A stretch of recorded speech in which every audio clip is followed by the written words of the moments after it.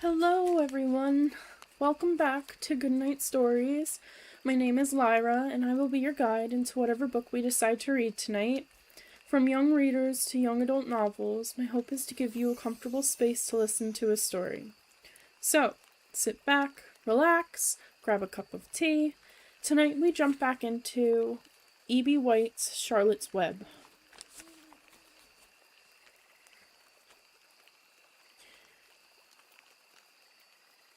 Chapter 9. Wilbur's Boast. A spider's web is stronger than it looks. Although it is made of thin, delicate strands, the web is not easily broken. However, a web gets torn every day by the insects that kick around in it, and a spider must rebuild it when it gets full of holes. Charlotte liked to do her weaving during the late afternoon, and Fern liked to sit nearby and watch.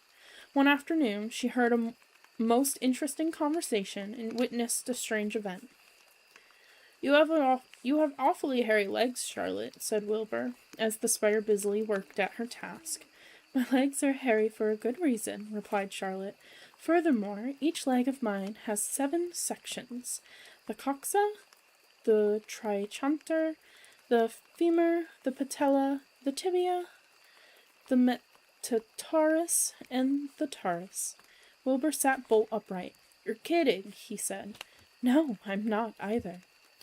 "Say those names again. I didn't catch them the first time." "Coxa, trochanter, femur, patella, tibia, metatarsus, and tarsus." "Goodness," said Wilbur, looking down at his own chubby legs. "I don't think my legs have 7 sections." "Well," said Charlotte, "you and I lead different lives. You don't have to spin a web. That takes real legwork." "I could spin a web if I tried," said Wilbur, boasting. "I've just never tried." "Let's see you do it, then," said Charlotte. Fern chuckled softly, and her eyes grew wide with love for the pig. "Okay," replied Wilbur. "You coach me, and I'll spin one. It must be a lot of fun to spin a web. How do I start?" "Take a deep breath," said Charlotte, smiling. Wilbur breathed deeply. "Now climb to the highest place you can get to, like this." Charlotte raced up to the top of the doorway. Wilbur scrambled to the top of the manure pile. "Very good," said Charlotte. "Now make an attachment with your spinnerets. Hurl yourself into space and let out a drag line as you go down." Wilbur hesitated a moment, then jumped out into the air. He glanced hastily behind to see if a piece of rope was following him to check his fall, but nothing seemed to be happening in his rear, and the next thing he knew, he landed with a thump. "Oomph!" he grunted. Charlotte laughed so hard her web began to sway. "What did I do wrong?" asked the pig, when he recovered from his bump. "Nothing," said Charlotte. "It was a nice try." "I think I'll try again," said Wilbur cheerfully. "I believe that what I need is a little piece of string to hold me." The pig walked out to his yard. "You there, Templeton," he called. "You there, Templeton," he called. The rat poked his head out from under the trough. "Got a little piece of string I could borrow?" he asked Wilbur. "I need to spin a web." "Yes, indeed," replied Templeton, who saved string. "No trouble at all, anything to oblige." He crept down into his hole, pushed the goose egg out of the way, and returned with an old piece of dirty white string. Wilbur examined it. "That's just the thing," he said. "Tie one end to my tail, will you, Templeton?" Wilbur crouched low, with his thin, curly tail toward the rat. Templeton seized the string, passed it around the end of the pig's tail, and tied 2 half hitches. Charlotte watched in delight. Like Fern, she was truly fond of Wilbur, whose smelly pen and stale food attracted the flies that she needed, and she was proud to see that he was not a quitter, and he was willing to try again to spin a web. While the rat and the spider and the little girl watched, Wilbur climbed again to the top of the manure pile, full of energy and hope. "Everybody watch!" he cried, and summoning all his strength, he threw himself into the air, head first. The string trailed behind him, but as he had neglected to fasten the other end to anything, it didn't really do any good, and Wilbur landed with a thud, crushed and hurt. Tears came to his eyes. Templeton grinned. Charlotte just sat quietly. After a bit, she spoke. You can't spin a web, Wilbur, and I'd advise you to put the idea out of your mind. You lack two things needed for spinning a web. What are they? Asked Wilbur sadly. You lack a set of spinnerets, and you lack know-how. But cheer up, you don't need a web. Zuckerman supplies you with 3 big meals a day. Why should you worry about trapping food? Wilbur sighed. You're ever so much cleverer and brighter than I am, Charlotte. I guess I was just trying to show off. Serves me right. Templeton untied his string and took it back to his home. Charlotte returned to her weaving. You needn't feel too badly, Wilbur, she said. Not many creatures can spin webs. Even men aren't as good at it as spiders, although they think they're pretty good, and they'll try anything. Did you ever hear of the Queensborough Bridge? Wilbur shook his head. Is it a web? Sort of, replied Charlotte. But do you know how long it took men to build it? 8 whole years. My goodness, I would have starved to death waiting that long. I can make a web in a single evening. What do people catch on the Queensborough Bridge? Bugs? Asked Wilbur. No, said Charlotte. They don't catch anything. They just keep trotting back and forth across the bridge, thinking there is something better on the other side. If they'd hang head down at the top of the thing and wait quietly, maybe something good would come along. But no, with men it's rush, rush, rush, every minute. I'm glad I'm a sedentary spider. What does sedentary mean? Asked Wilbur. It means I sit still a good part of the time and don't go wandering all over creation. I know a good thing when I see it, and my web is a good thing.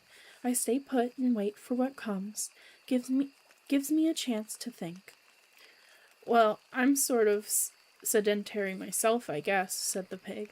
I have to hang around here whether I want to or not. You know where I'd really like to be this evening?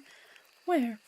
In a forest, looking for beech nuts and truffles and delectable roots, pushing leaves aside with my wonderful strong nose, searching and sniffing along the ground, smelling. You smell just the way you are, remarked a lamb, who had just walked in. I can smell you from here. You're the smelliest creature in the place. Wilbur hung his head. His eyes grew wet with tears. Charlotte noticed his embarrassment, and she spoke sharply to the lamb. Let Wilbur alone, she said. He has a perfect right to smell, considering his surroundings. You're no bundle of sweet peas yourself. Furthermore, you are interrupting a very pleasant conversation. What were we talking about, Wilbur, when we were so rudely interrupted?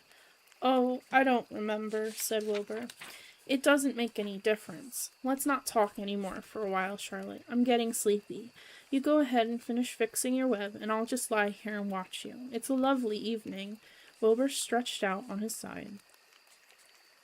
Twilight settled over Zuckerman's barn, and a feeling of peace. Fern knew it was almost supper time, but she couldn't bear to leave. Swallows passed on silent wings, in and out of the doorways, bringing food to their young ones. From across the road a bird sang, Whippoorwill, whippoorwill. Lurvy sat down under an apple tree and lit his pipe.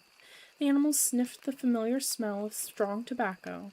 Wilbur heard the trill of the tree-toad and the occasional slamming of a kitchen door. All these sounds made him feel comfortable and happy, for he loved life and loved to be part of the world on a summer evening. But as he lay there, he remembered what the old sheep had told him. The thought of death came to him, and he began to tremble with fear. Charlotte, he said softly. Yes, Wilbur. I don't want to die. Of course you don't, said Charlotte in a comforting voice. I just love it here in the barn, said Wilbur. I love everything about this place. Of course you do, said Charlotte. We all do. The goose appeared, followed by her 7 goslings. They thrust their little necks out and kept up a musical whistling, like a tiny troop of pipers. Wilbur listened to the sound with love in his heart. Charlotte, he said. Yes, said the spider. Were you serious when you promised you would keep them from killing me? I was never more serious in my life. I am not going to let you die, Wilbur. How are you going to save me? Asked Wilbur, whose curiosity was very strong on this point. Well, said Charlotte vaguely, I don't really know, but I'm working on a plan. That's wonderful, said Wilbur. How is the plan coming, Charlotte? Have you got very far with it? Is it coming along pretty well? Wilbur was trembling again, but Charlotte was cool and collected. Oh, it's coming all right, she said lightly. The plan is still in its early stages, and hasn't completely shaped up yet, but I'm working on it. When do you work on it? Begged Wilbur. When I'm hanging head down at the top of my web. That's when I do my thinking, because then all the blood is in my head. I'd be only too glad to help in any way I can. Oh, I'll work it out alone, said Charlotte. I can think better if I think alone.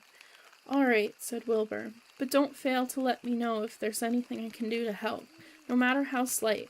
Well, replied Charlotte, you must try to build yourself up. I want you to get plenty of sleep and stop worrying. Never hurry and never worry. Chew your food thoroughly and eat every bit of it, except you must leave just enough for Templeton. Gain weight and stay well. That's the way you can help. Keep fit and don't lose your nerve. Do you think you understand? Yes, I understand, said Wilbur. Go along to bed then, said Charlotte. Sleep is important. Wilbur trotted over to the darkest corner of his pen and threw himself down. He closed his eyes. In another moment he spoke. Charlotte, he said. Yes, Wilbur? May I go out to my trough and see if I left any of my supper? I think I left just a tiny bit of mashed potato. Very well, said Charlotte, but I want you in bed again without delay. Wilbur started to race out to his yard. Slowly, slowly, said Charlotte. Never hurry and never worry. Wilbur checked himself and crept slowly to his trough. He found a bit of potato, chewed it carefully, swallowed it, and walked back to bed. He closed his eyes and was silent for a while. Charlotte, he said in a whisper. Yes. May I get a drink of milk? I think there are a few drops of milk left in my trough. No, the trough is dry, and I want you to go to sleep. No more talking. Close your eyes and go to sleep. Wilbur shut his eyes. Fern got up from her stool and started for home, her mind full of everything she had seen and heard. Good night, Charlotte, said Wilbur. Good night, Wilbur. There was a pause. Good night, Charlotte. Good night, Wilbur. Good night. Good night.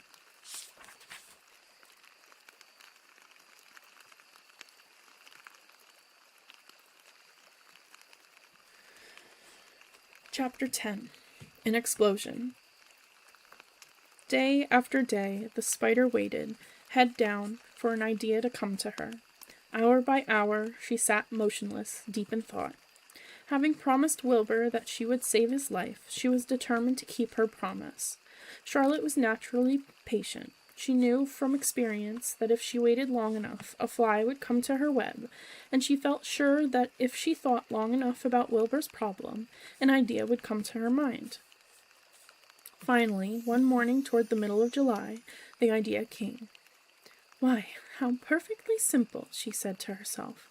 The way to save Wilbur's life is to play a trick on Zuckerman. If I can fool a bug, thought Charlotte, I can surely fool a man. People are not as smart as bugs. Wilbur walked into his yard just at that moment. What are you thinking about, Charlotte? He asked. I was just thinking, said the spider, that people are very gullible. What does gullible mean? Easy to fool, said Charlotte. That's a mercy, replied Wilbur, and he lay down in the shade of his fence and went fast asleep. The spider, however, stayed wide awake, gazing affectionately at him and making plans for his future. Summer was half gone. She knew she didn't have much time. That morning, just as Wilbur fell asleep, Avery Arable wandered into the Zuckerman's front yard, followed by Fern. Avery carried a live frog in his hand. Fern had a crown of daisies in her hair. The children ran for the kitchen. Just in time for a piece of blueberry pie, said Miss Zuckerman. Look at my frog, said Avery, placing the frog on the drain board and holding out his hand for pie. Take that thing out of here, said Miss Zuckerman. He's hot, said Fern. He's almost dead, that frog. He is not, said Avery. He lets me scratch him between the eyes. The frog jumped and landed in Miss Zuckerman's dishpan full of soapy water. You're getting your pie on you, said Fern. Can I look for eggs in the hen house, Aunt Edith? Run outdoors, both of you, and don't bother the hens. It's getting all over everything, shouted Fern. His pie is all over his front. Come on, Frog, cried Avery. He scooped up his frog. The frog kicked, splashing soapy water onto the blueberry pie. Another crisis, groaned Fern. Let's swing in the swing, said Avery. The children ran to the barn. Mr. Zuckerman had the best swing in the county. It was a single long piece of heavy rope tied to the beam over the north doorway. At the bottom end of the rope was a fat knot to sit on. It was arranged so that you could swing without being pushed. You climbed a ladder to the hayloft. Then, holding the rope, you stood at the edge and looked down, and were scared and dizzy. Then you straddled the knot so that it acted as a seat. Then you got up all your nerve, took a deep breath, and jumped. For a second, you seemed to be falling to the barn floor far below, but then, suddenly, the rope would begin to catch you, and you would sail through the barn door going a mile a minute, with the wind whistling in your eyes and ears and hair. Then you would zoom upward into the sky and look up at the clouds, and the rope would twist, and you would twist and turn with the rope.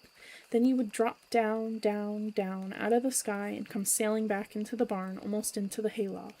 Then sail out again, not quite so far this time, then in again, not quite so high, then out again, then in again, then out, then in, and then you jump off and fall down and let somebody else try. Mothers for miles around worried about Zuckerman's swing. They feared some child would fall off, but no child ever did. Children almost always hang on to things tighter than their parents think they will. Avery put the frog in his pocket and climbed to the hayloft. The last time I swung on this swing, I almost crashed into a barn swallow, he yelled. Take that frog out, ordered Fern. Avery straddled the rope and jumped. He sailed out through the door, frog and all, and into the sky, frog and all. Then he sailed back into the barn. Your tongue is purple, screamed Fern. So is yours, cried Avery, sailing out again with the frog. I have hay inside my dress. It itches, called Fern. Scratch it, yelled Avery as he sailed back. It's my turn, said Fern. Jump off. Fern's got the itch, sang Avery. When he jumped off, he threw the swing up to his sister. She shut her eyes tight and jumped. She felt the dizzy drop, then the supporting lift of the swing. When she opened her eyes, she was looking up into the blue sky and was about to fly back through the door. They took turns for an hour. When the children grew tired of swinging, they went down toward the pasture and picked wild raspberries and ate them. Their tongues turned from purple to red. Fern bit into a raspberry that had a bad-tasting bug inside it and got discouraged. Avery found an empty candy box and put his frog in it. The frog seemed tired after his morning in the swing. The children walked slowly up toward the barn. They, too, were tired and hardly had energy enough to walk. Let's build a tree house, suggested Avery. I want to live in a tree with my frog. I'm going to visit Wilbur, Fern announced. They climbed the fence into the lane and walked lazily toward the pig pen. Wilbur heard them coming and got up. Avery noticed the spider web, and coming closer, he saw Charlotte. Hey, look at that big spider, he said. It's tremendous. Tremendous. Leave it alone, commanded Fern. You've got a frog. Isn't that enough? That's a fine spider, and I'm going to capture it, said Avery. He took the cover of the candy box. Then he picked up a stick. I'm going to knock that old spider into this box, he said. Wilbur's heart almost stopped when he saw what was going on. This might be the end of Charlotte if the boy succeeded in catching her. You stop it, Avery, cried Fern. Avery put one leg over the fence of the pig pen. He was just about to raise his stick to hit Charlotte when he lost his balance.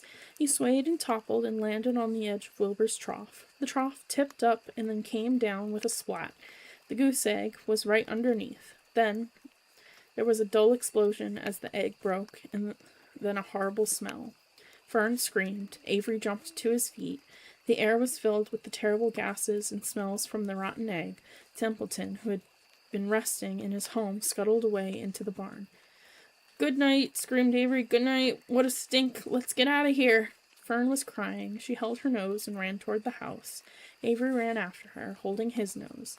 Charlotte felt greatly relieved to see him go. It had been a narrow escape. Later on that morning, the animals came up from the pasture, the sheep, the lambs, the gander, the goose, and the 7 goslings. There were many complaints about the awful smell, and Wilbur had to tell the story over and over again of how the arable boy had tried to capture Charlotte, and how the smell of the broken egg drove him away just in time. It was that rotten goose egg that saved Charlotte's life, said Wilbur. The goose was proud of her share in the adventure. I'm delighted that the egg never hatched, she gabbled. Templeton, of course, was miserable over the loss of his beloved egg, but he couldn't resist boasting. It pays to save things, he said in his surly voice. A rat never knows when something is going to come in handy. I never throw anything away. Well, said one of the lambs, this whole business is all well and good for Charlotte, but what about the rest of us? The smell is unbearable. Who wants to live in a barn that is perfumed with rotten egg? Don't worry, you'll get used to it, said Templeton. He sat up and pulled wisely at his long whiskers, then crept away to pay a visit to the dump. When Lurvy showed up at lunchtime carrying a pail of food for Wilbur, he stopped short a few paces from the pig pen. He sniffed the air and made a face. What in thunder? He said. Setting the pail down, he picked up the stick that Avery had dropped and pried the trough up. Rats, he said. Phew. I might have known a rat would make a nest under this trough. How I hate a rat. And Lurvy dragged Wilbur's trough across the yard and kicked some dirt into the rat's nest, burying the broken egg, and all Templeton's other possessions. Then he picked up the pail. Wilbur stood in the trough, drooling with hunger. Lurvy poured. The slops ran creamily down around the pig's eyes and ears. Wilbur grunted. He gulped and sucked and gulped, making swishing and swishing noises, anxious to get everything at once. It was a delicious meal. Skim milk, wheat middlings, leftover pancakes, half a donut, the rind of a summer squash, 2 pieces of stale toast, a third of a ginger snap, a fish tail, 1 orange peel, several noodles from a noodle soup, the scum of a cup of cocoa, an ancient jelly roll, a strip of paper from the lining of the garbage pail, and a spoonful of raspberry jello. Wilbur ate heartily. He planned to leave half a noodle and a few drops of milk for Templeton. Then he remembered that the rat had been useful in saving Charlotte's life, and that Charlotte was trying to save his life, so he left a whole noodle instead of a half. Now that the broken egg was buried, the air cleared and the barn smelled good again. The afternoon passed, and evening came. Shadows lengthened, the cool and kindly breath of evening entered through doors and windows. Astride her web, Charlotte sat moodily eating a horsefly and thinking about the future. After a while, she bestirred herself. She descended to the center of the web, and there she began to cut some of her lines. She worked slowly but steadily while the other creatures drowsed. None of the others, not even the goose, noticed that she was at work. Deep in his soft bed, Wilbur snoozed. Over in their favorite corner, the goslings whistled a night song. Charlotte tore quite a section out of her web, leaving an open space in the middle. Then she started weaving something to take the place of the threads she had removed. When Templeton got back from the dump around midnight, the spider was still at work.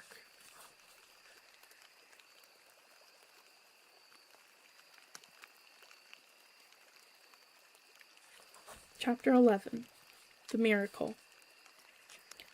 The next day was foggy. Everything on the farm was dripping wet. The grass looked like a magic carpet. The asparagus patch looked like a silver forest. On foggy mornings, Charlotte's web was truly a thing of beauty. This morning, each thin strand was decorated with dozens of tiny beads of water. The web glistened in the light and made a pattern of loveliness and mystery, like a delicate veil. Even Lurvy, who wasn't particularly interested in beauty, noticed the web when he came with the pig's breakfast. He noted how clearly it showed up, and he noted how big and carefully built it was. And then he took another look, and he saw something that made him set his pail down. There, in the center of the web, neatly woven in block letters, was a message. It said, "Some pig." Lurvy felt weak. He brushed his hand across his eyes and stared harder at Charlotte's web. "I'm seeing things," he whispered. He dropped to his knees and uttered a short prayer. Then, forgetting all about Wilbur's breakfast, he walked back to the house and called Mr. Zuckerman. "I think you'd better come down to the pig pen," he said. "What's the trouble?" asked Mr. Zuckerman. "Anything wrong with the pig?" Not exactly," said Lurvy. "Come and see for yourself." The 2 men walked silently down to Wilbur's yard. Lurvy pointed to the spider's web. "Do you see what I see?" he asked. Zuckerman stared at the writing on the web. Then he murmured the words, "Some pig." Then he looked at Lurvy. Then they both began to tremble. Charlotte, sleepy after her night's exertions, smiled as she watched. Wilbur came and stood directly under the web. "Some pig," muttered Lurvy in a low voice. "Some pig," whispered Mr. Zuckerman. They stared and stared for a long time at Wilbur. Then they stared at Charlotte. "You don't suppose that spider," he began Mr. Zuckerman, but he shook his head and didn't finish the sentence. Instead, he walked solemnly back up to the house and spoke to his wife. "Edith, something has happened," he said in a weak voice. He went into the living room and sat down, and Miss Zuckerman followed. "I've got something to tell you, Edith," he said. "You better sit down." Miss Zuckerman sank into a chair. She looked pale and frightened. "Edith," he said, trying to keep his voice steady, "I think you had best be told that we have a very unusual pig."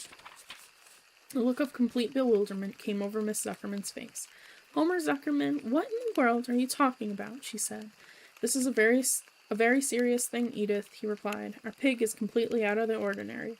"What's unusual about the pig?" asked Miss Zuckerman, who was beginning to recover from her scare. "Well, I don't really know yet," said Mr. Zuckerman, "but we have received a sign, Edith, a mysterious sign. A miracle has happened on this farm.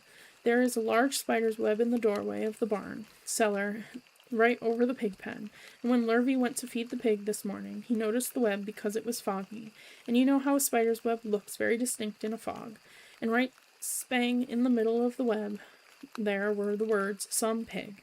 The words were woven right into the web. They were actually part of the web, Edith. I know because I have been down there and seen them. It says, 'Some pig,' just as clear can be.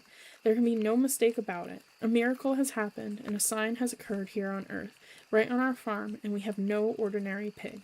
"Well," said Miss Zuckerman, "it seems to me you're a little off. It seems to me we have no ordinary spider." "Oh, no," said Zuckerman. "It's the pig that's unusual. It says so right there in the middle of the web." "Maybe so," said Miss Zuckerman. "Just the same, I intend to have a look at that spider." "It's just a common gray spider," said Zuckerman. They got up, and together they walked down to Wilbur's yard. "You see, Edith, it's just a common gray spider." Wilbur was pleased to receive so much attention. Lurvy was still standing there, and Mr. and Mrs. Zuckerman, all three, stood for about an hour, reading the words on the web over and over and watching Wilbur. Charlotte was delighted with the way her trick was working. She sat without moving a muscle and listened to the conversation of the people. When a small fly blundered into the web, just beyond the word pig, Charlotte dropped quickly down, rolled the fly up, and carried it out of the way. After a while, the fog lifted, the web dried off, and the words didn't show up so plainly. The Zuckermans and Lurvy walked back to the house. Just before they left the pig pen, Mr. Zuckerman took one last look at Wilbur. "You know," he said in an important voice, "I've thought all along that pig of ours was an extra good one. He's a solid pig. That pig is as solid as they come. You notice how solid he is around the shoulders, Lurvy?" Sure I do," said Lurvy. "I've always noticed that pig. He's quite a pig. He's long and he's smooth," said Zuckerman. "That's right," agreed Lurvy. "He's as smooth as they come. He's some pig."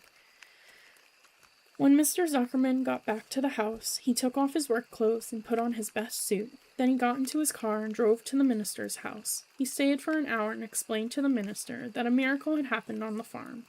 "So far," said Zuckerman, "only 4 people on earth know about this miracle. Myself, my wife Edith, my hired man Lurvy, and you. Don't tell anybody else," said the minister. "We don't know what it means yet, but perhaps if I give thought to it, I can explain it in my sermon next Sunday. There can be no doubt that you have a most unusual pig. I intend to speak about it in my sermon, and point out the fact that this community has been visited by a wondrous animal. By the way, does the pig have a name?" "Why, yes," said Mr. Zuckerman. "My little niece calls him Wilbur. She's a rather queer child, full of notions. She raised the pig on a bottle, and I bought him from her when he was a month old." He shook hands with the minister and left. Secrets are hard to keep. Long before Sunday came, the news spread all over the county. Everybody knew that a sign had appeared in a spider's web on the Zuckerman place. Everybody knew that the Zuckermans had a wondrous pig. People came from miles around to look at Wilbur and to read the words on Charlotte's web. The Zuckermans' driveway was full of cars and trucks from morning till night, Fords and Chevys and Buick Roadmasters and GMC pickups and Plymouths and Studebakers and Packards and DeSotos with gyromatic transmissions and Oldsmobiles with rocket engines and Jeep station wagons and Pontiacs. and news of the wonderful pig spread clear up into the hills, and farmers came rattling down in buggies and buckboards to stand hour after hour at Wilbur's pen admiring the miraculous animal. All said they had never seen such a pig before in their lives. When Fern told her mother that Avery had tried to hit the Zuckerman spider with a stick, Miss Arable was so shocked that she sent Avery to bed without any supper as punishment. In the days that followed, Mr. Zuckerman was so busy entertaining visitors that he neglected his farm work. He wore his good clothes all the time now, got right into them when he got up in the morning. Miss Zuckerman prepared special meals for Wilbur. Lurvy shaved and got a haircut, and his principal farm duty was to feed the pig while people looked on. Mr. Zuckerman ordered Lurvy to increase Wilbur's feedings from 3 meals a day to 4 meals a day. The Zuckermans were so busy with visitors, they forgot about other things on the farm. The blackberries got ripe, and Miss Zuckerman failed to put up any blackberry jam. The corn needed hoeing, and Lurvy didn't find time to hoe it. On Sunday, the church was full. The minister explained the miracle. He said that the words on the spider's web proved that human beings must always be on the watch for the coming of wonders.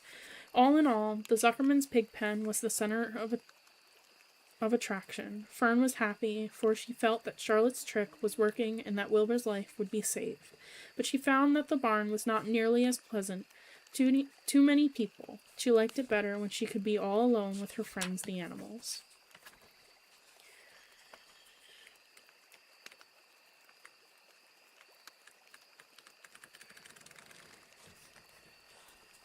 Chapter 12. A Meeting. One evening, a few days after the writing had appeared in Charlotte's Web, the spider called a meeting of all the animals in the barn cellar.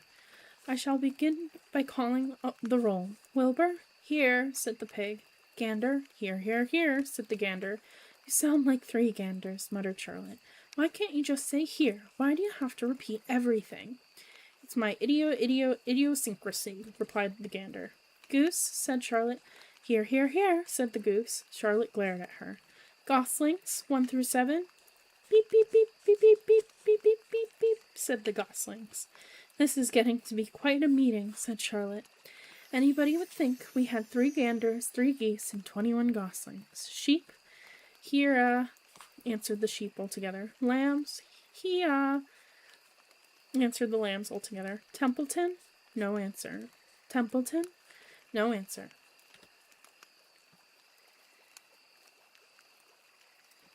Well, we are all here except the rat, said Charlotte. I guess we can proceed without him. Now, all of you must have noticed what's been going on around here the last few days. The message I wrote in my web praising Wilbur has been received. The Zuckermans have fallen for it, and so has everybody else. The Zuckermans think Wilbur is an unusual pig, and therefore he won't want to kill him and eat him. I dare say my trick will work and Wilbur's life can be saved.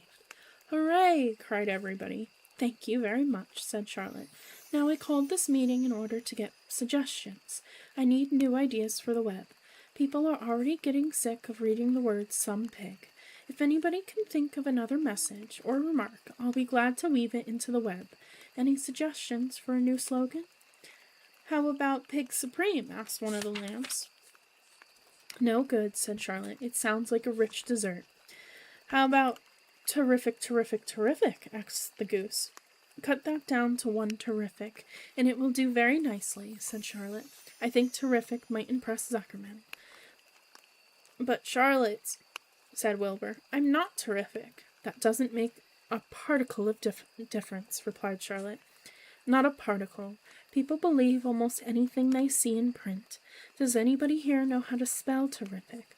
I think, said the gander, it's T-E-E, double R, double R, double I, double F, double I, double C, C, C, C. What kind of acrobat do you think I am? Said Charlotte in disgust. I would have to have St. Vitus's dance to weave a word like that into my web. Sorry, said the gander. Then the oldest sheep spoke up. I agree that there should be something new written in the web if Wilbur's life is to be saved. And if Charlotte needs help in finding words, I think she can get it from our friend Templeton.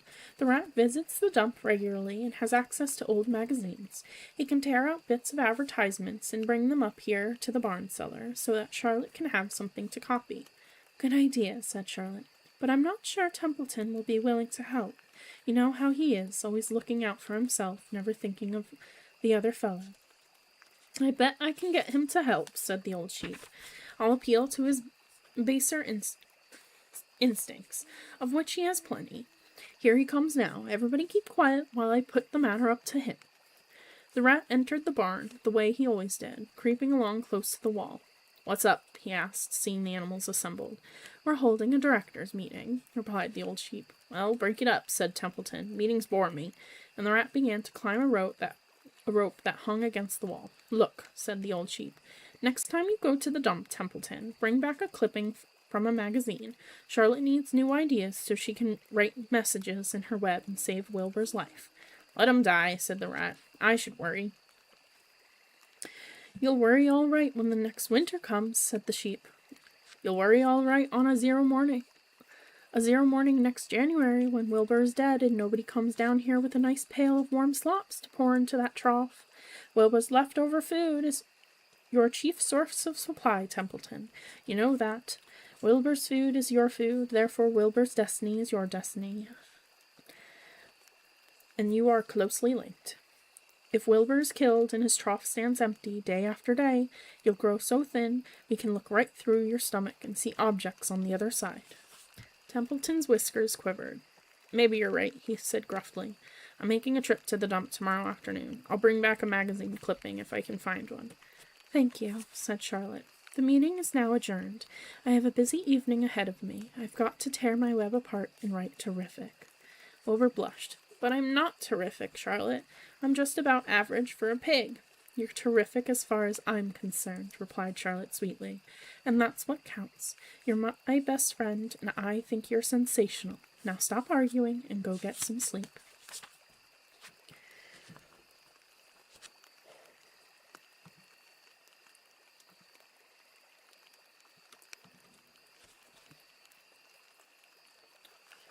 Chapter 13. Good progress. Far into the night, while the other creatures slept, Charlotte worked on her web. First, she ripped out a few of the orb lines near the center. She left the radial lines alone, as they were needed for support. As she worked, her 8 legs were a great help to her. So were her teeth. She loved to weave, and she was an expert at it. When she was finished ripping things out, her web looked a bit empty.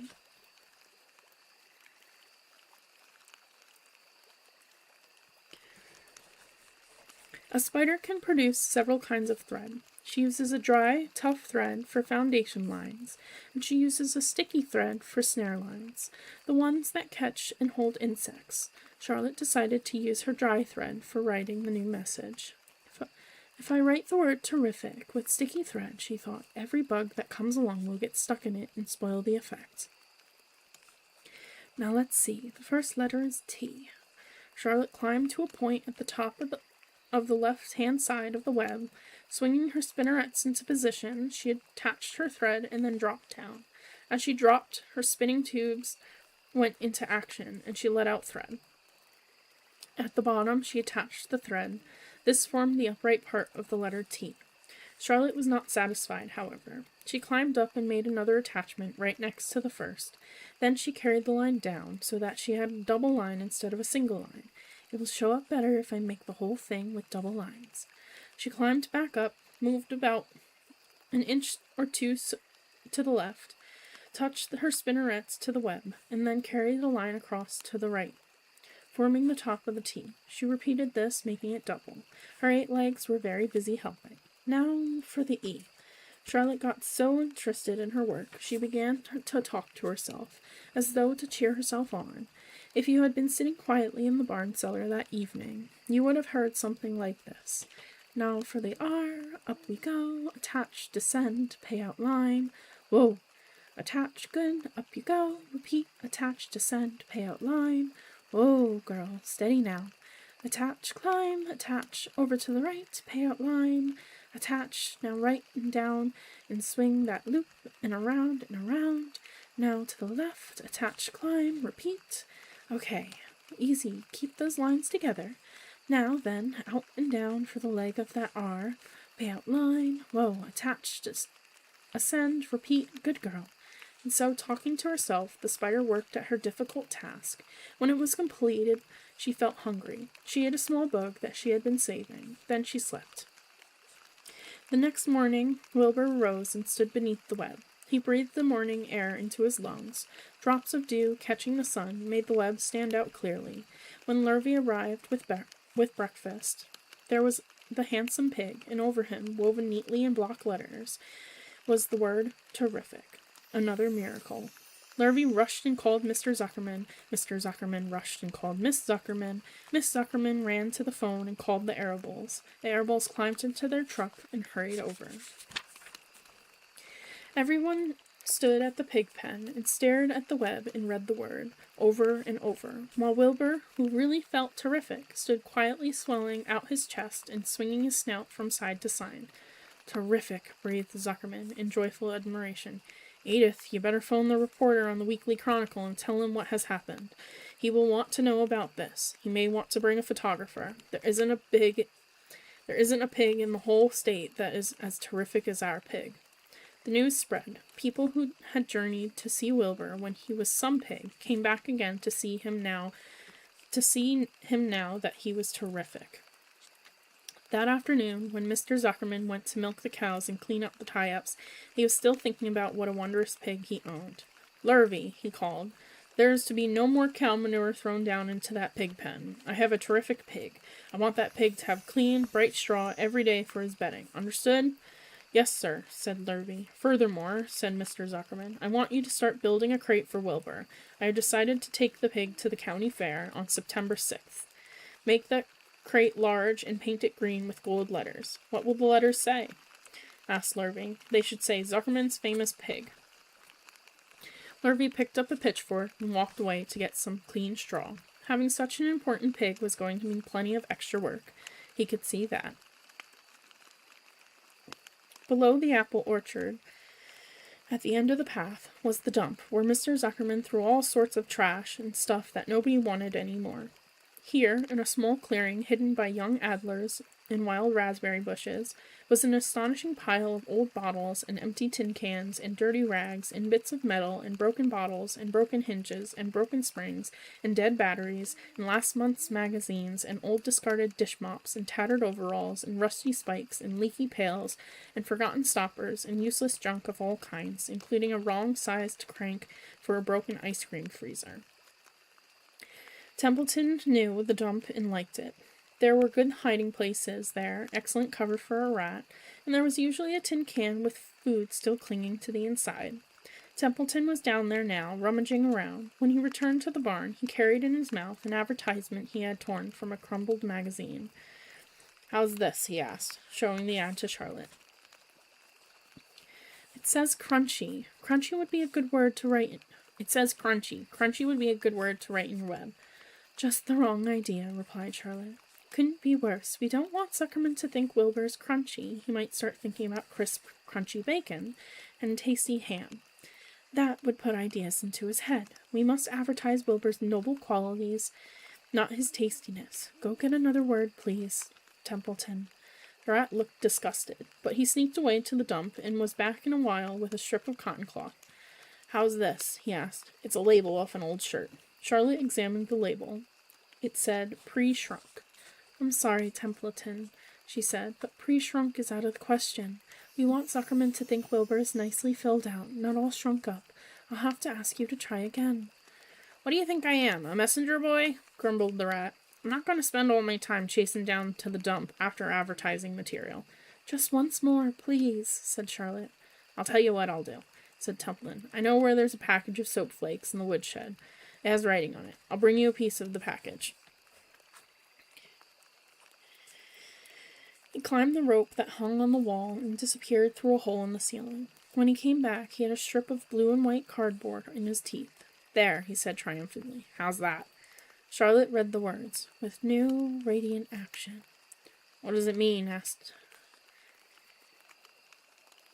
What does it mean? asked Templeton, who had never used any soap flakes ever. How...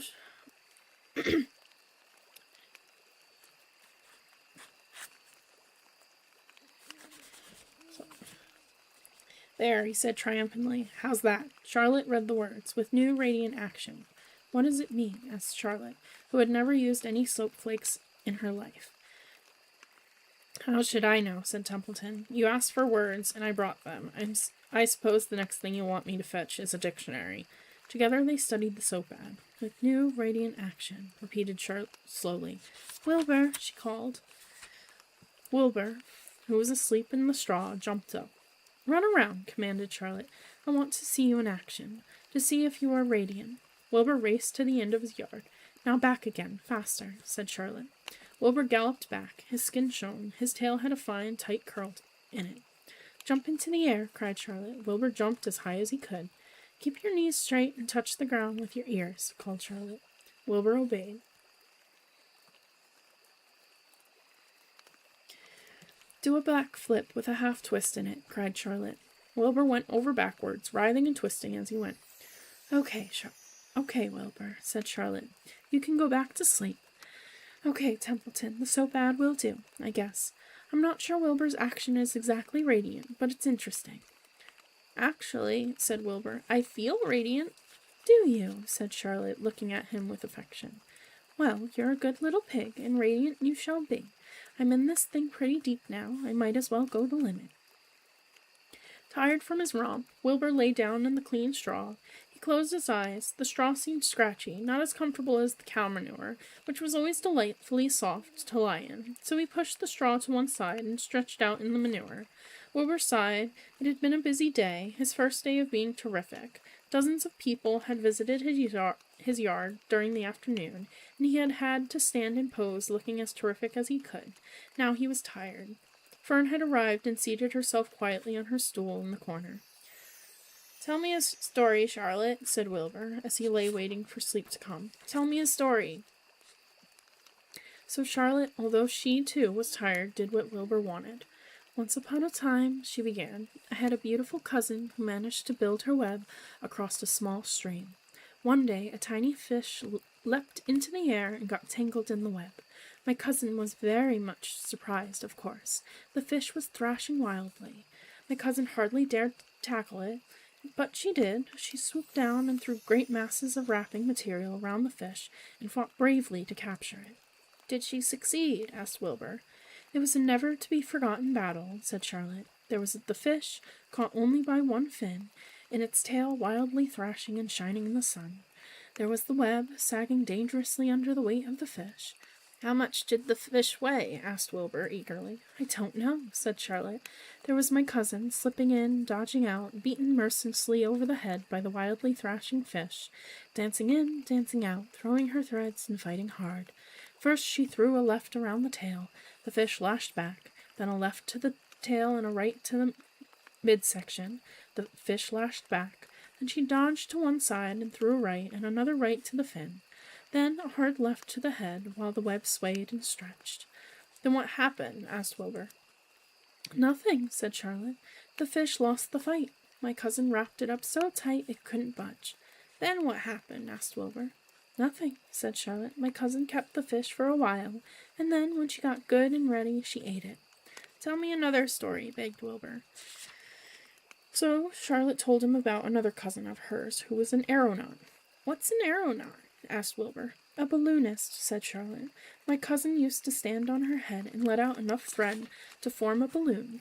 Then she'd let go and be lifted into the air and carried upward on the warm wind. Is that true? asked Wilbur. Or are you just making it up? It's true, replied Charlotte. I have some very remarkable cousins. And now, Wilbur, it's time you went to sleep. Sing something, begged Wilbur, closing his eyes. So Charlotte sang a lullaby, while crickets chirped in the grass, and the barn grew dark. This was the song she sang. Sleep, sleep, my love, my only, deep, deep in the dung and the dark. Be not afraid, and be not lonely. This is the hour when frogs and thrushes praise the world from the woods and the rushes. Rest from care, my one and only, deep in the dung and the dark. But Wilbur was already asleep when the song ended. Fern got up and went home.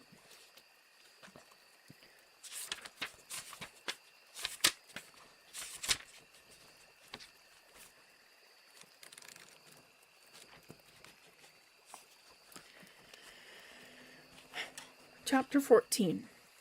Dr. Dorian. The next day was Saturday. Fern stood at the kitchen sink drying the breakfast dishes as her mother washed them. Miss Arable worked silently. She hoped Fern would go out and play with the other children, instead of heading for the Zuckerman's barn to sit and watch animals. Charlotte is the best storyteller I ever heard, said Fern, poking her dish towel into a cereal bowl. Fern, said her mother sternly, you must not invent things. You know spiders don't tell stories. Spiders can't talk. Charlotte can, replied Fern. She doesn't talk very loud, but she talks. What kind of story did she tell? Asked Miss Arable. Well, began Fern, she told us about a cousin of hers who caught a fish in her web. Don't you think that's fascinating? Fern, dear, how would a fish get in a spider's web? Said Miss Arable. You know it couldn't happen. You're making this up. Oh, it happened all right, replied Fern. Charlotte never fibs. This cousin of hers built a web across the stream.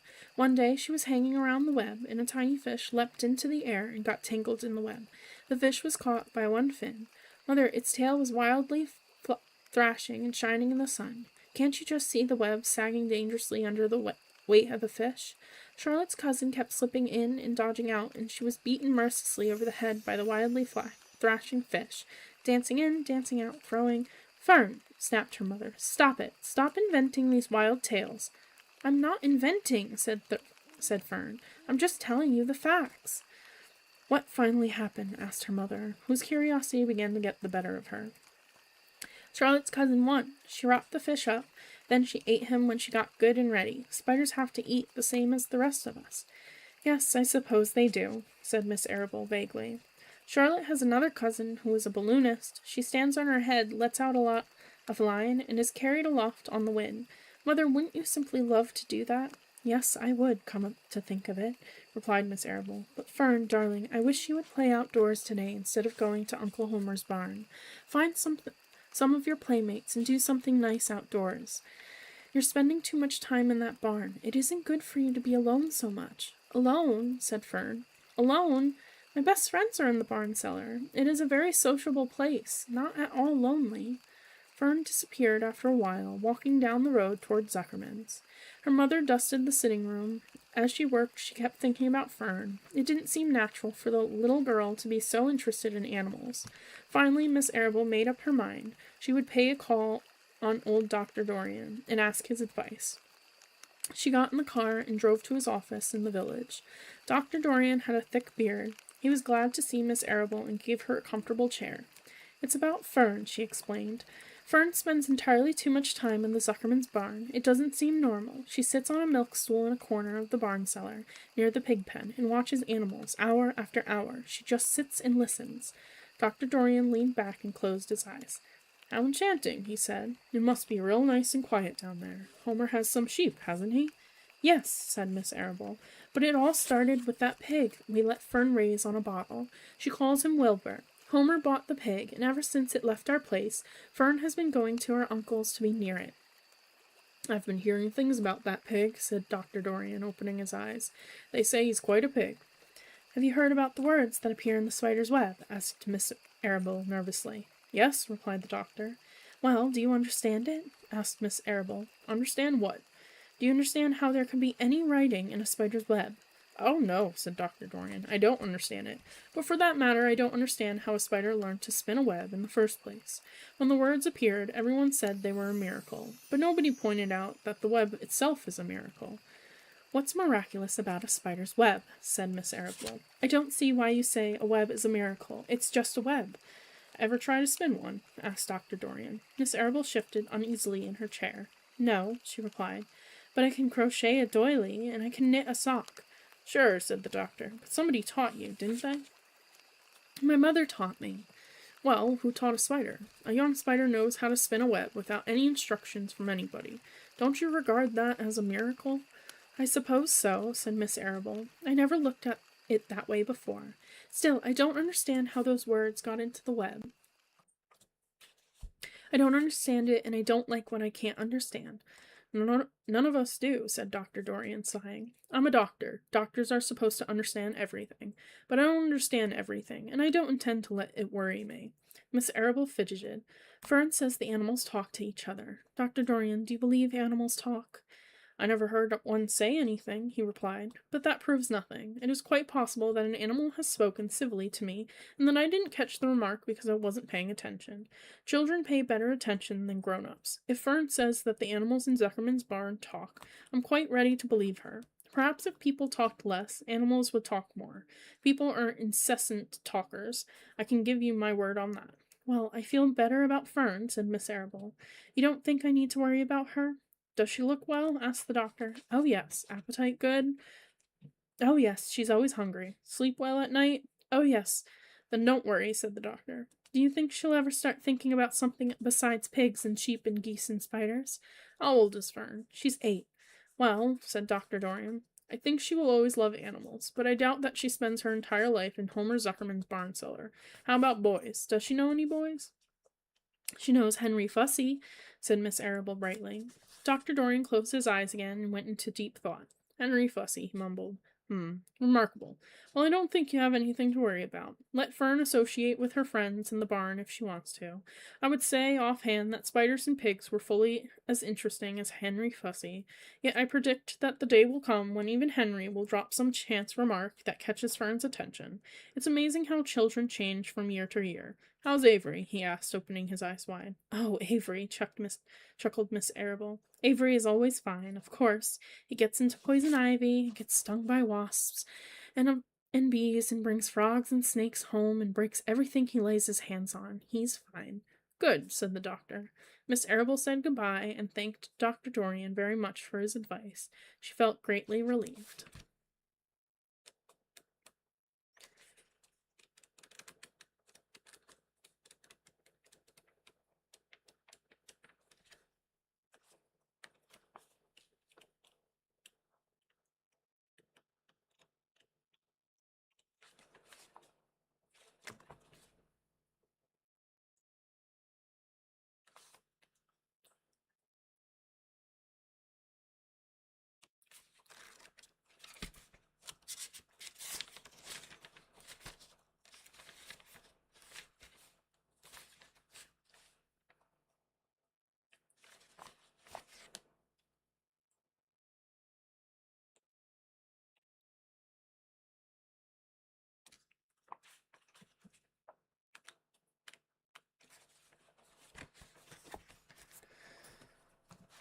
And that's where we'll stop for the night. I hope everyone enjoyed listening, and I hope you have a good evening and a good night. Till next time, my friends. Take care.